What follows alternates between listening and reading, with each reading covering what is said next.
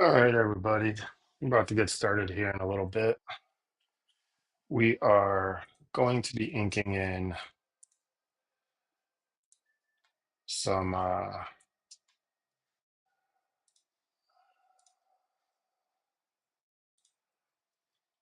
some pages from Icepick. So just getting everything set up and squared away. So hopefully everyone can see me and um, hear me. Okay. Um,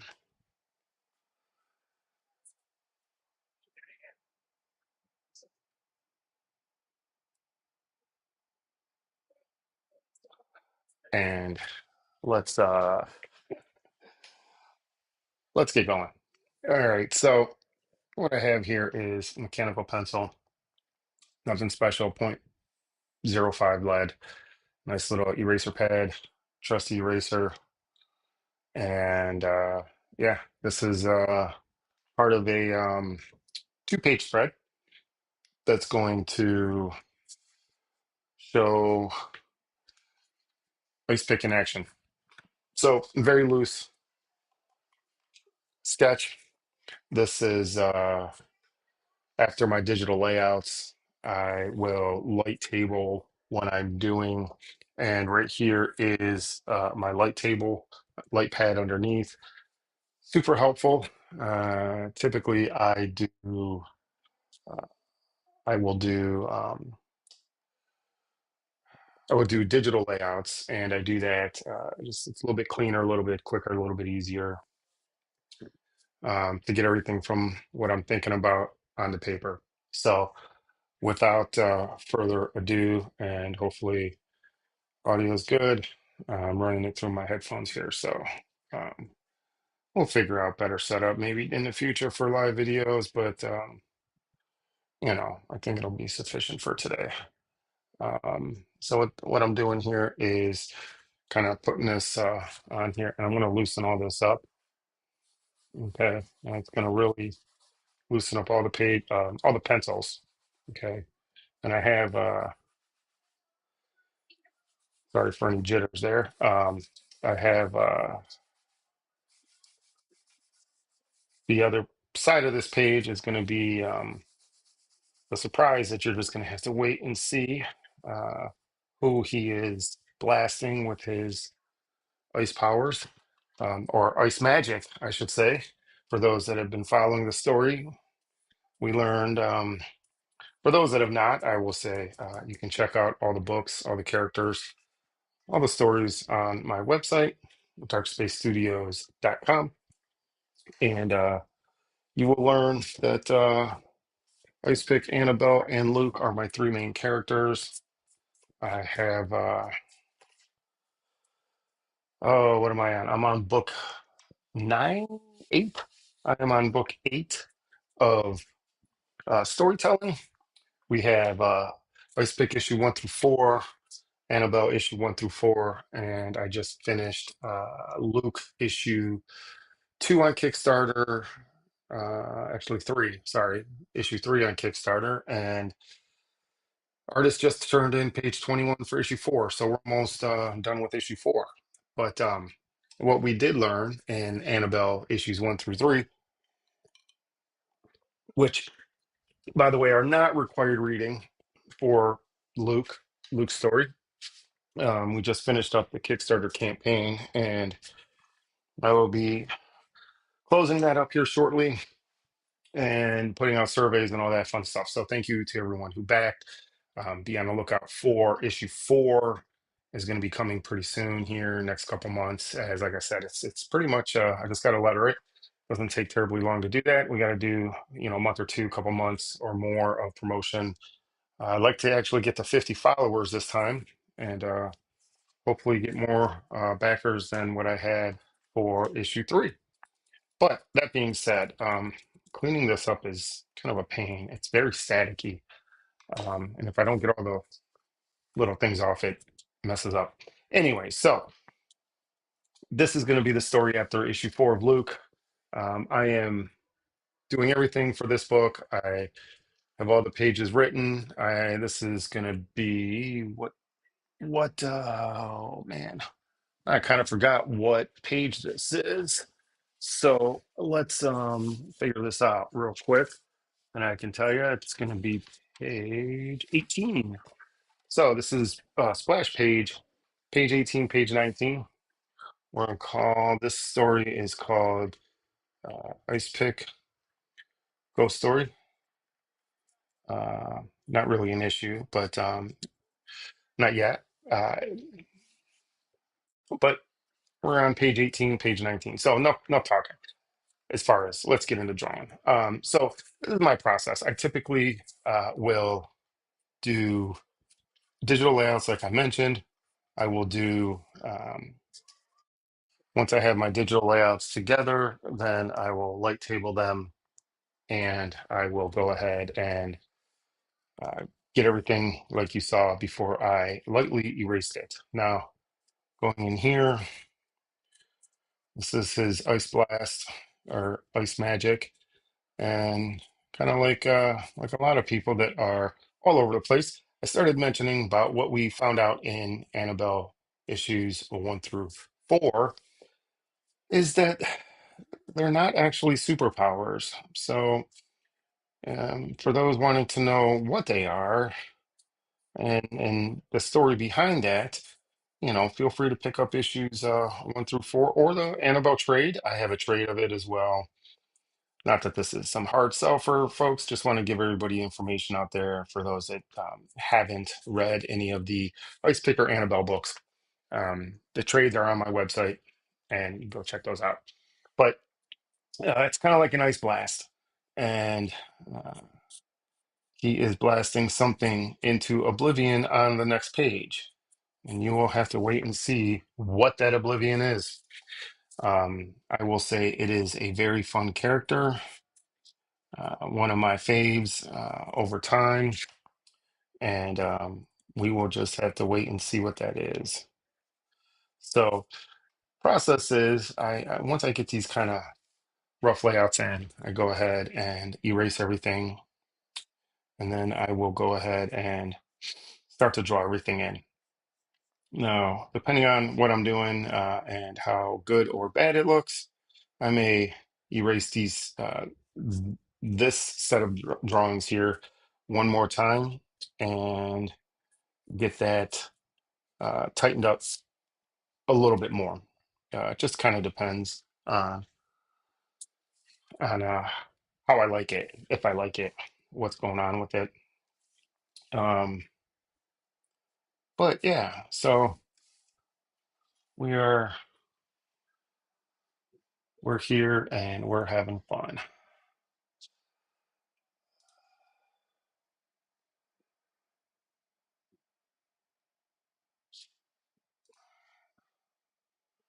Just checking.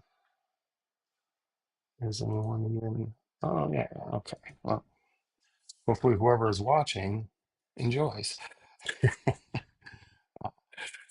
And I just kind of fleshing out his fingers. So his other hand is behind it. So this is just giving me kind of basic shapes. I like to work basic shapes. Hopefully that light is not too distracting for everybody. Um, and then his other hand is down here. So we're going to kind of flesh that in. We'll tighten that up a little bit.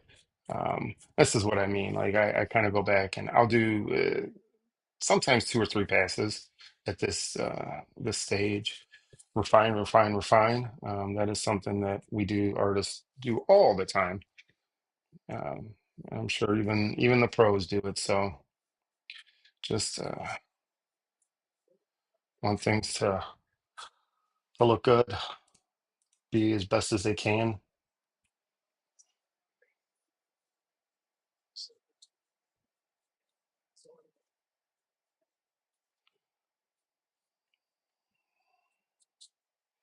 And these are just little. Never really explained these, did I? In the Ice Pick lore, these are just goes back to issue 1. He kind of thought that like I haven't really even expanded on the origin of Icepick too much. Issue one picks up, it's a 90s superhero comic, revenge filled type of stuff. And with that said, I really don't dive into a lot of the origins of things. I just kind of get into um, the story itself, which is revenge. It's about him finding out who tried to kill him and who left his parents for dead, or who left him for dead, and who killed his parents. Sorry, and yeah, so uh, you never really expand on his costume. It does have a purpose, actually. In the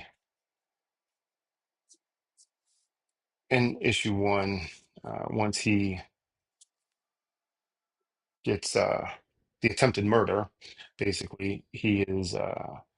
Again, not something maybe one day I'll tell this story, but he's in a pile of goo, basically. He gets shot a couple times, and he ends up being on the floor, and he just kind of chemicals get shot up in the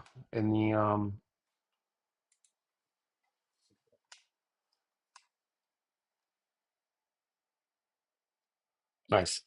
Yeah, thanks.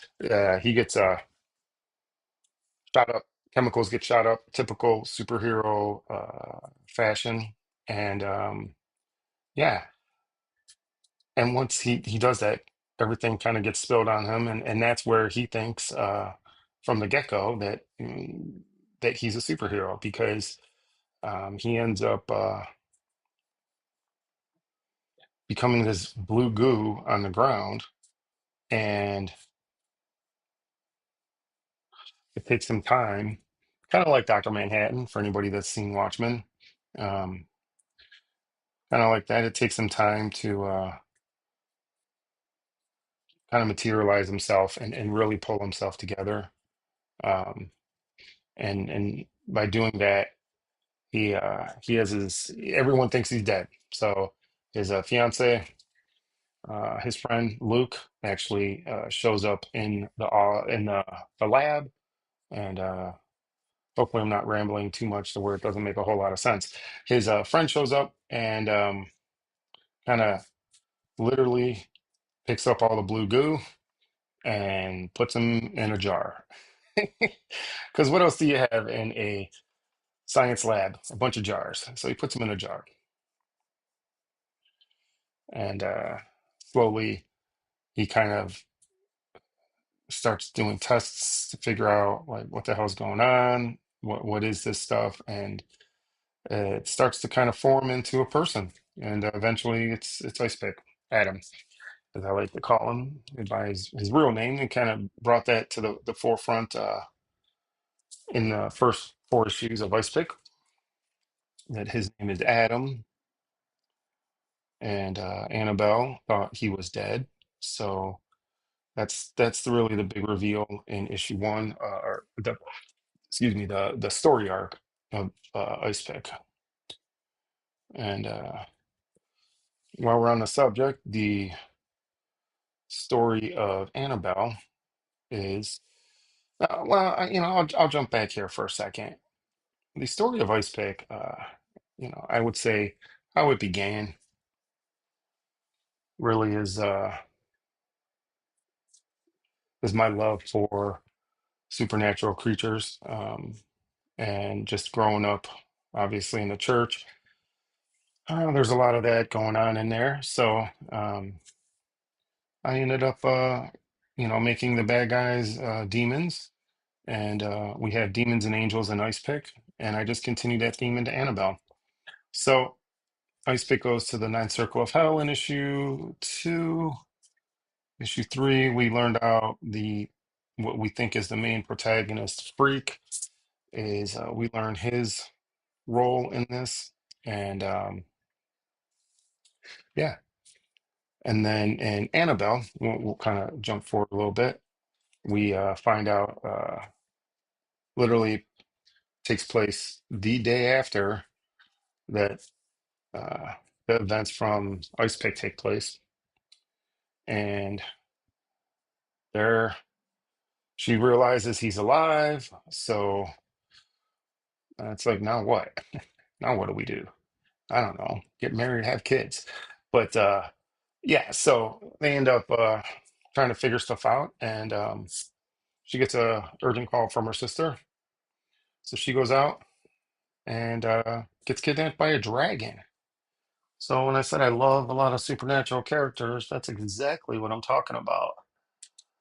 Angels and demons in Ice Pick, and then we end up having a dragon show up for Annabelle's story, and he is the main protagonist.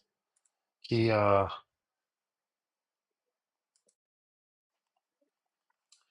he basically he explains everything to Annabelle. So a few things get revealed. Not going to spoil those for those that haven't read it too much. I know the book's been out for a little while, but there's always new readers, and to me, I like the exploration of things. Um, so learning new stuff, characters. I come across a comic I've never heard of, and and then I end up picking it up, and it's one of my favorite things. So that's what I'm gonna let you guys have that one and read Annabelle, find out what's going on. Um, and Annabelle ends with issue 4, and then we have picks up Luke. So Luke literally, um, based on what he finds out from the Annabelle story arc, he decides to go to Salem, Massachusetts, do some research, and he ends up running into a ancient war between fairies and vampires.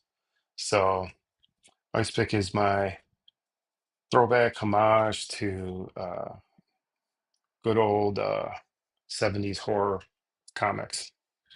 And I mean, so if you like that kind of stuff, definitely I recommend checking out Luke. You'll see me promoted a ton on social media here. I just got done issue 3, issue 4. It was about to be done here in another month or so. And we'll start getting covers going for that. Hopefully I can get Nick Capone and Courtney Rose back on covers, get Dave Kemp back on colors for Courtney's cover. They just do a killer job. So shout out to them if you're out there. Yeah, I'll be in touch. But yeah, so Luke ends up stumbling into this ancient war, find out that the main vampire wants Luke's blood because it's actually magic. It's magical blood, and that's really where the story starts to unfold, and we start to learn a whole lot more about Luke, Icepick, and Annabelle. Luke, as usual, gets in over his head, so he calls in Adam and Annabelle, and here we are. All three of them show up to help Luke fight vampires, and the fairies end up becoming an ally. So lots of fun stuff going on in that story. So uh, this story that I'm working on here is what takes place after that. So just fleshing out the basic muscle structures. I try not to overdo it for this phase, but and this is always there are obviously the specific muscle groups, but seeing as his character is mostly black, I can get away with giving a lot of the general shapes. Hopefully, nothing is overtly disproportionate. Um, you know, this is where I just kind of go in and refine and refine and refine. Um, but I think generally speaking, like that there. Yeah. Looks like he has a broken wrist. There we go. And that's okay. Um, yeah. something like that. We'll figure that out. And that's the other thing I do. I also will let things that I don't like lie, uh, just kind of hang there for a little while as I mull over how I want to fix it, or I don't know, redraw it, change it, adjust it, whatever I need to do. You know, life of an artist. It is not flashy by any means. So, but yeah, we are just going in and we're going to start tightening up some of these pencils. Hopefully, still looks good. Hopefully, everything uh, stays in order. Um, Typically, I will say, being left-handed, I will work from kind of the bottom to the top. It just helps as my hand works up. I don't smear as much. Um, and uh, maybe we adjust some of this stuff here. I also have this fun stuff, which is it's like a kneaded eraser. And what that does is allows me to kind of pull up pencils from a specific area. So I don't have to bust out all that eraser pad. I can just kind of come in here. You can kind of rub it if you want to do it as an eraser, but that ends up pulling up quite a bit. So um, you just do this, and a lot of this is, like I said, it's going to be filled in black, so it's not super important that I see every little line. But we're going to work on his leg here. Let's start fleshing some of this out. So get that in there. Uh, get those abs, man. Got to get those abs in. You know, can't can't have a dude without abs, right? What kind of superhero are you? Um, Actually, I think we're going to put those about there. Yeah, that's better. That lines up with the rib cage more. And it's just little things like that. Now, I will say that I tend to over exaggerate some muscle groups, but it's all in good fun. It's all in superhero fun. So don't take anything too serious. Okay. Maybe see what we do is we can do something like this. Okay. And it's not perfect, but what it gives me is structure for the highlight. Now, we can do this all kinds of different ways. I like to just kind of give a little bit of edge lighting because edge lighting is so important, even in bad movies. Um, and kind of do stuff like this. Now we have a crease in the leg. We could do this a couple different ways. Come in this way, bring it here, right?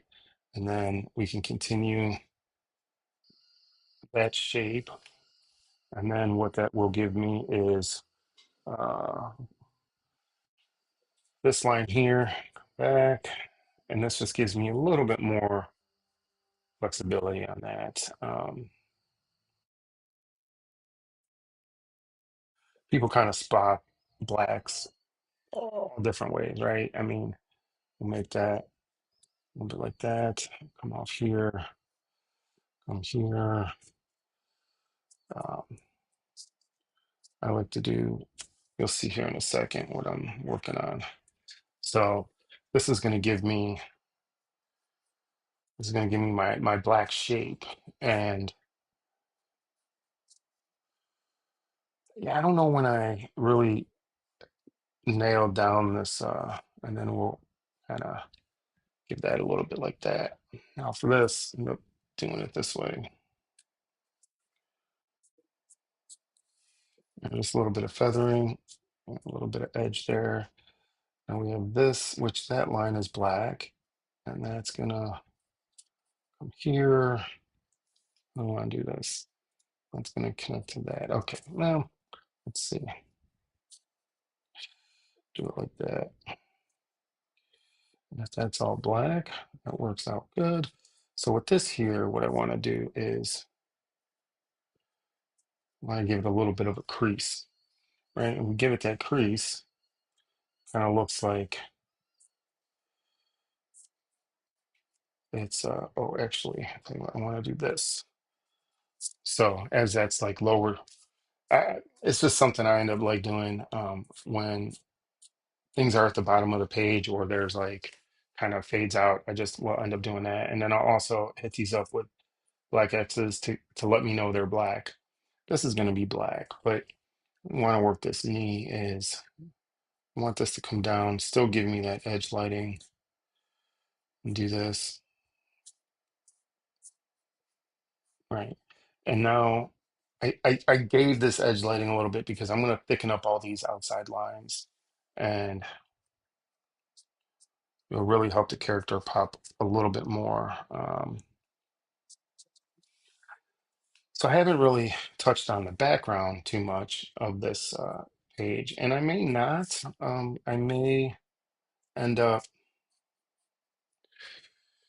uh, not really doing much of a background because this issue, Ghost Stories, really obviously it takes place right after Salem, and Luke gets back, he gets home, and things are not what they seem. So Luke once again finds himself in trouble, and he's kind of like, "Hey guys, can you help me out here? I have this thing, this problem, and I need your help." So um, Icepick's like, "Yeah, anytime I get to go kick some ass, I'm all ready." So he gets suited up, and him and Annabelle head over, and Annabelle's always the I want to change these muscles here. She's always the more level-headed of the trio, I would say. She definitely asks questions first, or at least tries to. Um, Icepick's the kind of guy that just goes in guns blazing, man. Don't matter. Okay, I'm just gonna fill all this in with black and make it like that, you know. And typically, even something like this, I may just go straight to inks. I may just scan this in as this super loose, um, and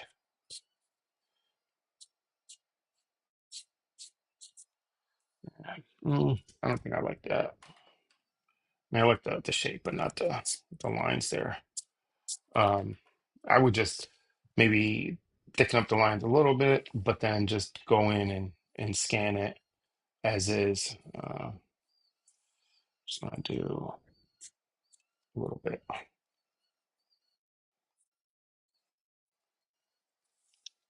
That's black.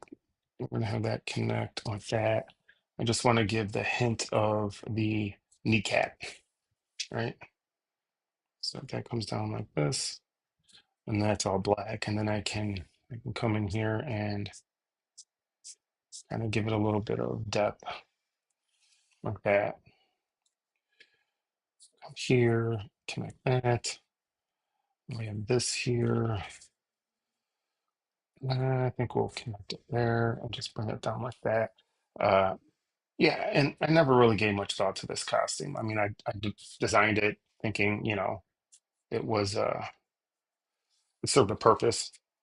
And I will say that I never had anything after really Ice Pick written. So when I wrote Annabelle, it was like, oh, this is new, and I needed something new. So I wrote Annabelle, and during the writing process, I ended up kind of changing a little bit with the needs of the costume and everything. So for me, it was kind of like Icepick doesn't really need this costume after the revelations in Annabelle 1 through 4, and you know, I would say he still likes it, he still wears it. Thanks, Shane. Uh, so yeah, it's not a necessary necessity of the suit, but what these little oval shaped things are the little blue lines, and even this line here, this around his chest. Like once you see this colored in, you'll end up seeing a lot of this is like blue. His blood is blue, and it's I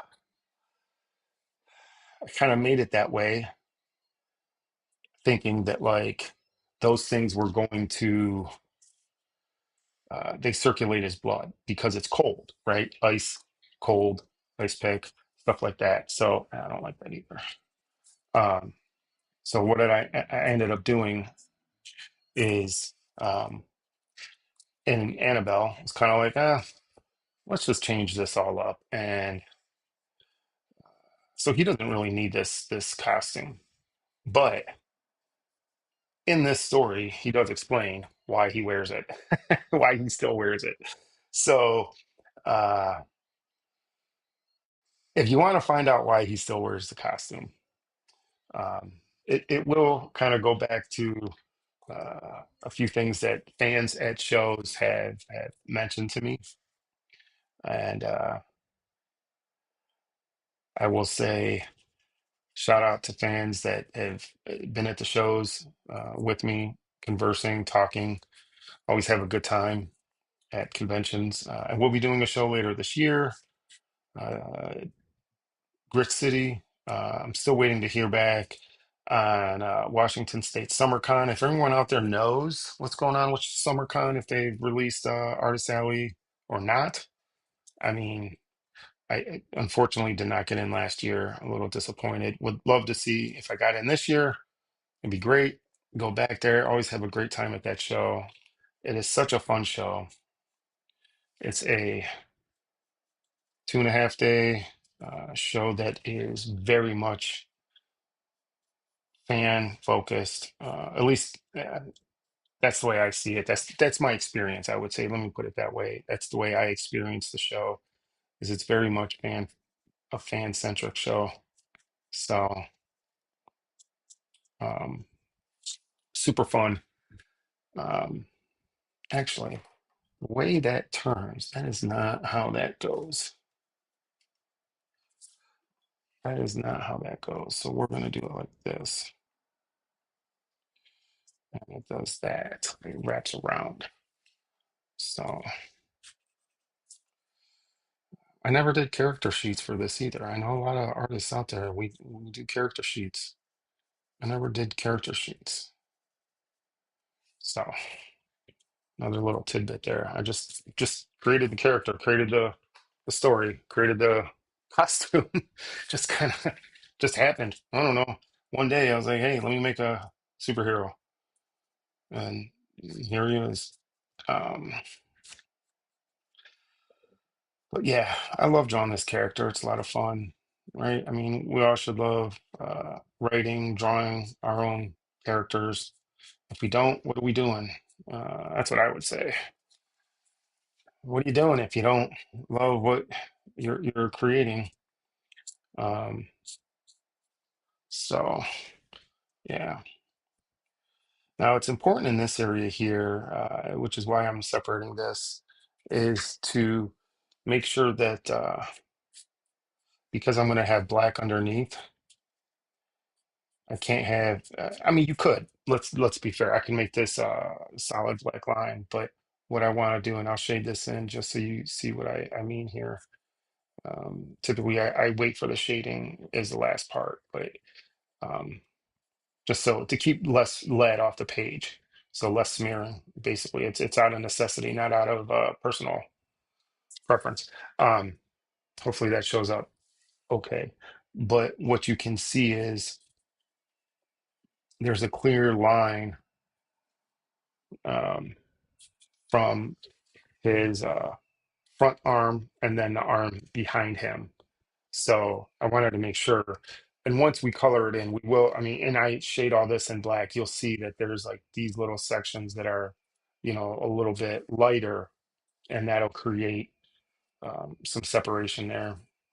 That's really what it comes down to. Uh, creating, kind of creating separation, creating planes in artwork, foreground, midground, background, and yeah, and that's kind of how it goes. Um, there's a whole bunch of different ways I could do this, and I don't know. When I do it like that, actually, I feel that. Let's see, not like that. You can take this, do it like that, and then keep this underline the line there, and then I can highlight that so that'd be almost kind of like two sources of light, the front light, and even here maybe I just do one source of light, but um yeah, maybe we just do it like that.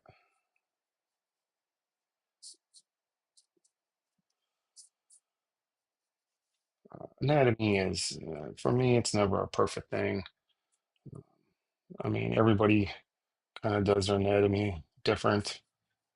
I try to draw things that are as best I can that just kind of look cool. um I will say that they're not always anatomically correct, but do the best I can. That's all we can do, right? And then we got these lines here, and I'm going to continue that down, but spread them out a little bit. Okay, work this a little bit here, find that a little bit more. Just trying to make sure all my pencil lines are going to show up when I scan it in. Get up into this mask.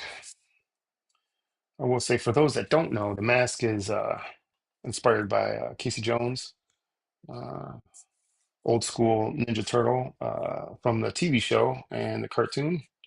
And it was just something he found, Icepick did, and I was like, yeah, that's pretty sweet. So made it a mask.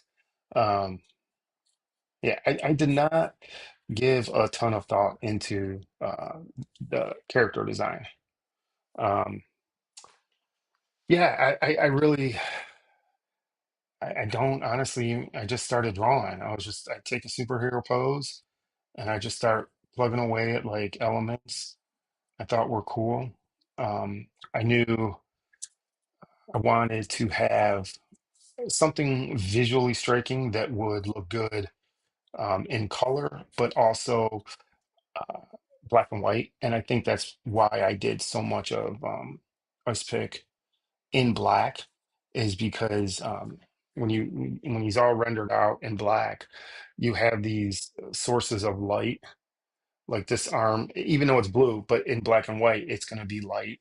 And the shoulder back piece, the chest piece, the side piece, this leg piece, yeah, that's all going to be light. And then his whole body is black. His mask is going to be light. And what it does is it gives you, it allows them to kind of hide in shadows. And I will say, shout out to Brett Booth, old school guy, doing some great work on Spawn and stuff. But he was a huge influence on the character, the body of Ice Pick, as far as like the overall kind of shape of him. Kind of lean, but not, I mean, we come up with like a character look. I didn't want him to be super bulky. Obviously, he's a hero. He's got to be, or he's an anti-hero.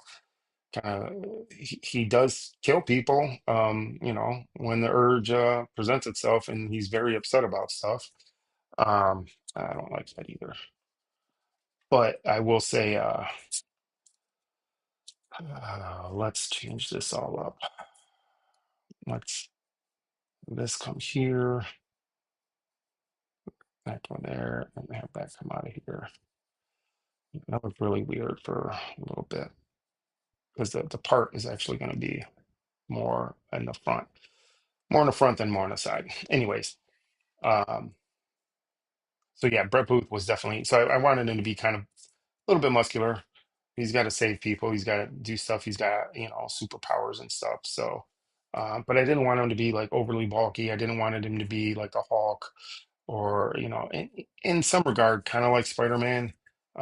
Not so much Batman, although definitely Batman did have his influence on this character with the the blacks. If you read Icepick #1, there's times where he's kind of hiding in the shadows, and that's definitely more Batman inspired than anything. The Punisher, it's kind of like the Punisher. He doesn't take no shit. So, you know, if you if you read Ice Pick, there's there are some pretty gruesome deaths in that issue, and he's just like, yeah, screw you guys, man. You tried to kill me. You killed my parents, man. It's kind of like Conan, man. Like the OG Arnold. You murdered my parents. Um, yeah. So yeah, he don't take nothing. And that's what you see here is he is. What I will disclose is there is a creature on the other page. All right, there is a creature, and it's crazy. So look out because it's gonna be cool. It's gonna be super fun, and it's in Luke's apartment of all places. So this is just continuing, and actually, I'm gonna throw a little bit of shadow under here. Let's do that. Uh, this just continues the crazy stories that Ice Pick, Annabelle, and Luke end up in. They it's just one thing after another. I mean, there's never a break, and it's just a lot for them sometimes. So yeah, it's going to be a lot of fun. This story. It's almost broken up into two different parts. I can give that away. It's Ice Pick and Annabelle come home after Luke issue 4, and they're finally hoping to get their life back kind of on track a little bit. And by doing so, um, they sit down for a movie with a glass of wine and the phone rings. Actually, that's after what happens. Something mysterious happens in their apartment, reveals some very interesting revelations about Ice Pick and Annabelle, Adam and Annabelle. And then the phone rings and it's Luke. So then they go to Luke's apartment. And this is probably about as real as I'm going to get in my storytelling. And what I mean by that is as real as I'm going to get in the fact that this takes place in an apartment and it takes place uh, kind of more of a real life scenario. I don't like doing a lot of real life drama stuff in my storytelling. There are moments of cool things going on, but I try to keep it as crazy as fun as I can, and um, that's really what I'm doing. So this is about as real as it's going to get from me. With that said, it's still crazy. It is still super crazy, and it is silly what is going on. Um, yeah, Luke finds himself into something that he cannot easily get himself out of. So I think with this one, because it's such an action scene, we're getting close to the end of the issue. I think I'll fill in all the blacks, kind of show you the end. I think we'll wrap it up after that. But yeah, it's Luke finds himself in a situation that he cannot get himself out of. And that really changes the dynamics of the three of them after, 12 issues of storytelling. This would be the 13th issue. And, quite a bit happens here. This issue, I reveal really why Ice Pick and Annabelle are together, how they're bound. It's just not like it's not a normal relationship. I mean, we thought it was. They were just, high school sweethearts, or they you know ended up falling in love and getting engaged. They've yet to get married, and I explain why that is. Like, it's not just two people. And Luke, blast from the past, something shows up and really changes everything. So I would definitely, this Kickstarter probably won't come out to earliest, probably the end of the year. I got issue four. I want to wrap up with Luke. I have the trade. Guys, be excited about that trade. I'm going to start throwing in. Well, for that trade, I'll have obviously, what I did with the other trades. I'll have a cover gallery. I'll have a lot of behind the scenes layouts and roughs. Christian's done a great job of bringing that story to life, the veracity of the vampires and the beauty of all the characters. So we'll have that in the trade, and that's basically just another catch up for those that like trades. Uh, I did an ice pick trade. People loved it. Annabelle trade, went really well. So I want to give you guys the opportunity to have a Luke trade and have the trifecta. I may do an omnibus of all 12 issues, maybe way later down the road. I don't know. I'm also working out a distribution deal. Well, it's already worked out. I mean, it's kind of already in place, but that's going to happen later this year, where I'm launching remastered retail editions of all the stories.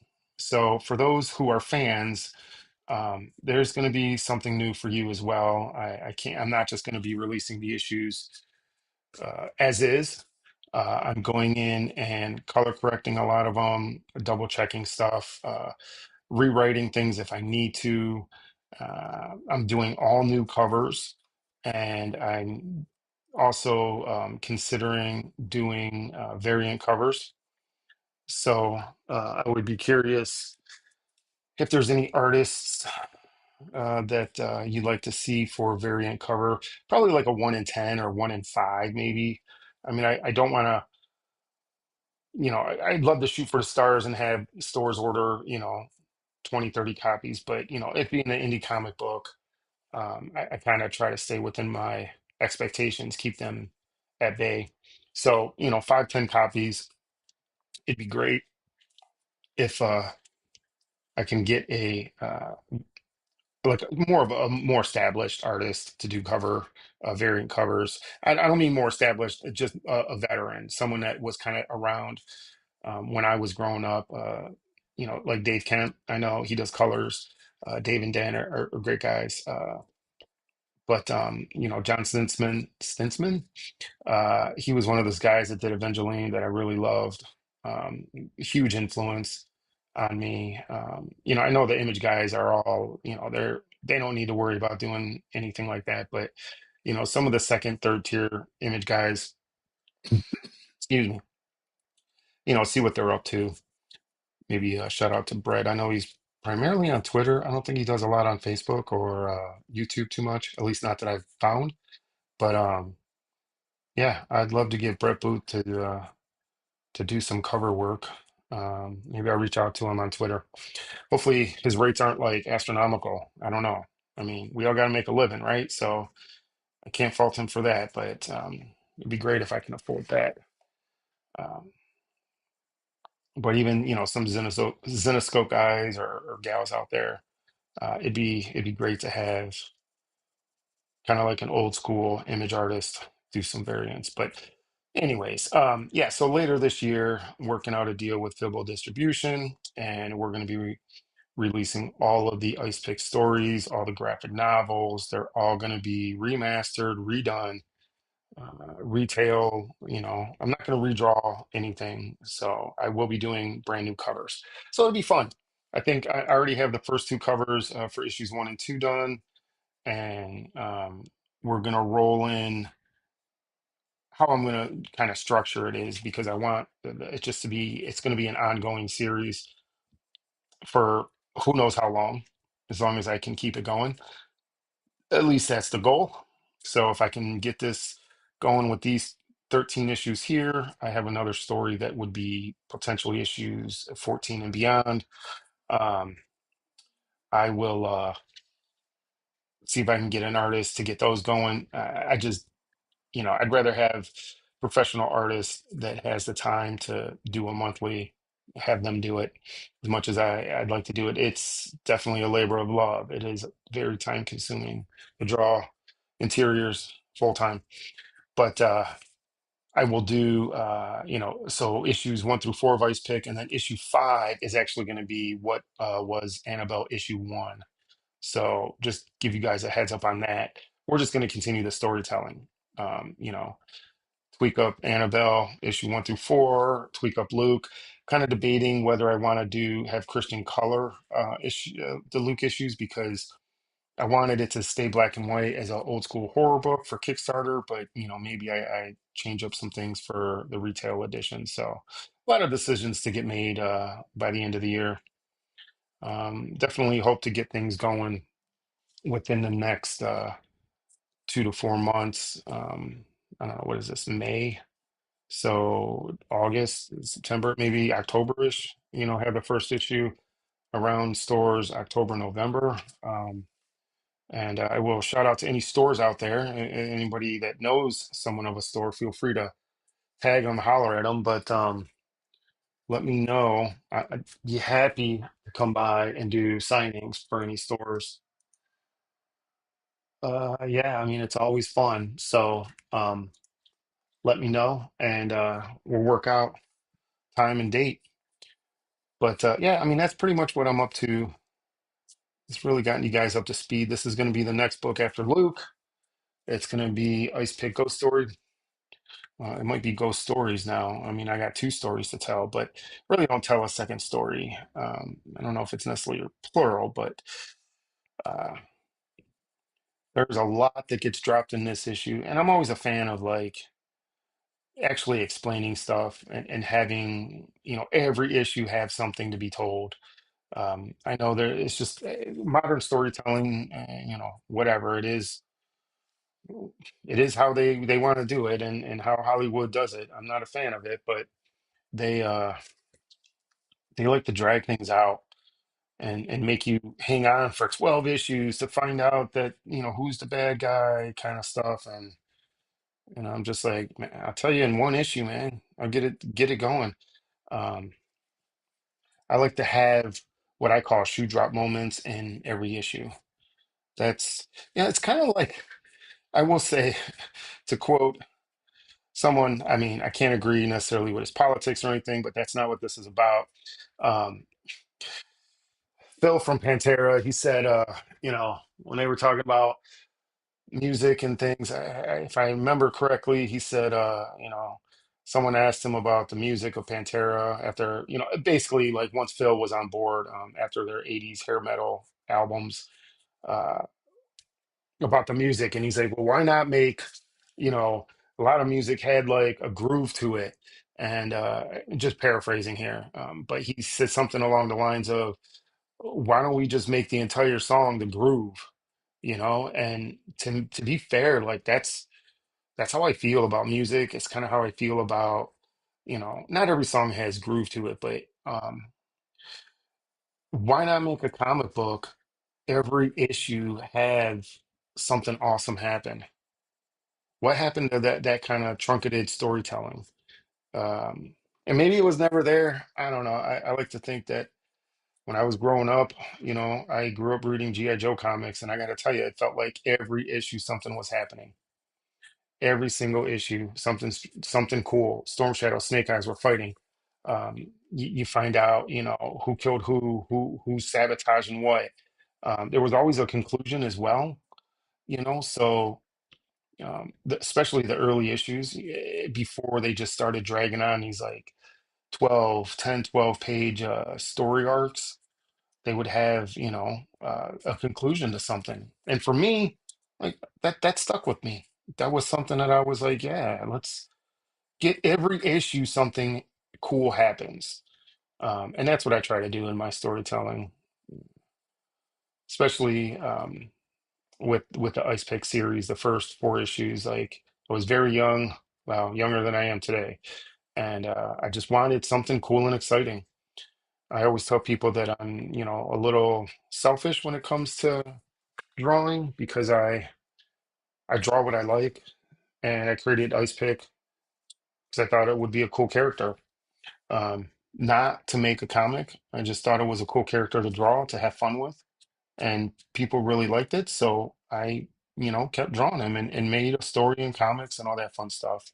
So yeah, just add in a little few details here, and I think we'll almost call this one ready to go here shortly. And yeah, like I was saying, like this is something that let's yeah, yeah, maybe I don't know if I like that, but we'll see. Yeah, I don't think I'm necessarily going to do a background because this takes place in. I know we're going to put a tangent right in his hair. Don't sue me, guys. Um, but I want to create motion and movement, and one of the ways to do that is create uh, opposite angular lines. So what this does here is just from a design standpoint, it frames him. So we have this line going this way. We have the main character, which will be lit, and there'll be some shadows up here. And then at the bottom, you have more shadows. Again, the center's lit, and that's where the main focus should be. So I wanted to emphasize that. So it's really, I guess it's not technically a tangent. It's kind of going in his hair, not his head. I know that's a big no-no. But I will say, thanks everybody for watching. Thanks for those that were brave enough to comment. I appreciate that. And this is, again, half a page of what is Ice Pick Ghost Stories. It's going to be the next story after Luke issue 4, which will be coming to Kickstarter here in the next few months. And I will be sending issue 3 off to the printer Monday. I will be sending out all the surveys for those that backed. So be on the lookout for those. And again, I appreciate everybody who stayed here and hung out with me for a little while. Cheers.